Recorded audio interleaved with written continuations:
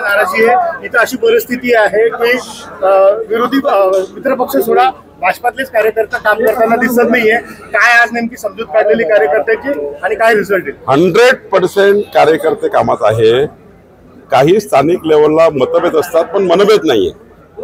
मतभेद असतात ते वरिष्ठांनी येऊन ते निपटावे लागतात।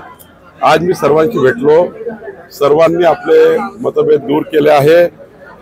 स्वतंत्रपणे सर्व यंत्रणा कामात लागलेल्या आहे आणि महायुती म्हणून आमचे सर्व मित्रपक्षही कामाला लागलेले आहे।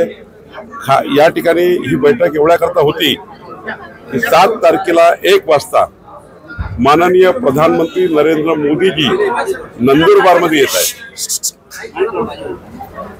त्या बैठकीची तयारी करण्याकरता मी आलो आहे। विश्वगौरव युगपुरुष नरेंद्र मोदीजींना या ठिकाणी यावं अशी या भागातल्या आदिवासी समाजातील सर्व नागरिकांची इच्छा होती आणि म्हणून मोदीजींचा प्रवास आहे आणि मला अपेक्षा आहे की 1 लक्षाच्या वर जनता नागरिक मोदीजींना ऐकण्याकरता येतील, त्यांचा संवाद ऐकण्याकरता येतील अशी मला आशा आहे आणि मला या ठिकाणी कॉन्फिडन्स आहे। कधीही अस्वस्थ राहिलेले नाही येते म्हणून 84 वर्ष जगलेले आता हल्ल्याची परिस्थिती 50-55 वर्षातच हार्ट अटॅकने मृत्यू होते। काय सांगणार याकडे? नाही, त्यांनी काय बोलले मला याबद्दल फार बोलायचं नाहीये। राणे साहेब बोलले की त्यांचं तुम्ही ऐकलंच आहे।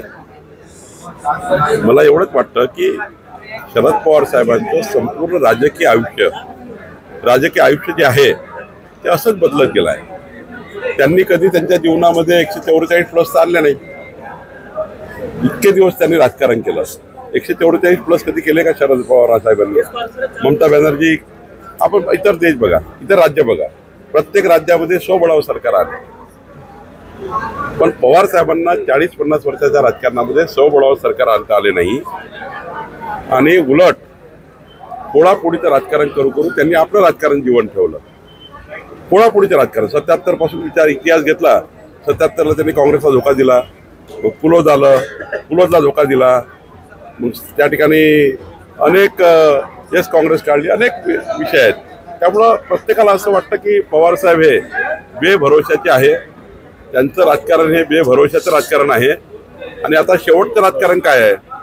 आता आपल्या त्या ठिकाणी बारामतीमध्ये सुप्रियाताई निवडून यावे याकरता ते घरोघरी फिरतात आहे।